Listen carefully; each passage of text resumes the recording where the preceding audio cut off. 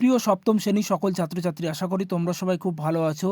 দেখো, তোমাদের প্রথম পর্যায়ক্রমিক পরীক্ষা বা ফার্স্ট ইউনিট টেস্ট পরীক্ষার পরিবেশ ও বিজ্ঞানের একটি প্রশ্নপত্র দেখো, এবং আমি তোমাদের একটি খাতায় আমার যে নোটের প্রশ্নপত্রগুলি সব আমি তোমাদের সামনে তুলে ধরেছিলাম। যে প্রশ্নপত্রগুলি দেখো, এই প্রশ্নের অ্যান্সারে সেখান থেকে দেখো একটি প্রশ্ন তোমাদের কমন এসছে যে ডাক্তারি থার্মোমিটারে সর্বোচ্চ তাপ মাপা যায় কত? তোমরা জানো 110 সিএ মানে কি?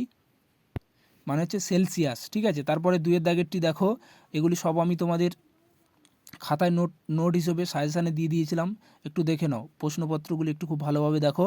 তারপরে 3-এর দাগের প্রশ্নটি একটু দেখো, এবং তারপরে 2-এর দাগেরটি দেখো, সিজিএস এককে বরফের গলঙ্কের নীলতাপ কত? এগুলি তোমাদের আমি সব সাজেশানে দিয়েছি, দেখো। তারপরে নিউক্লিয়ন বলতে কি বোঝো?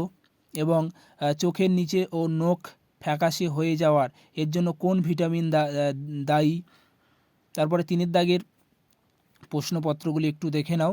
হিমমিশ্র কি? এটা আমি তোমাদের সাজেশানে দিয়েছিলাম। অণু ও পরমাণুর মধ্যে পার্থক্য লেখো। তারপরে মানবদেহ প্রোটিনের অভাবজনিত লক্ষণ ও প্রতিক্রিয়াগুলিকে। এই প্রশ্নটাই তোমাদের কমন এসছে, একটু দেখে নাও সম্পূর্ণ। ভিডিওটি সম্পূর্ণ দেখার জন্য অসংখ্য ধন্যবাদ।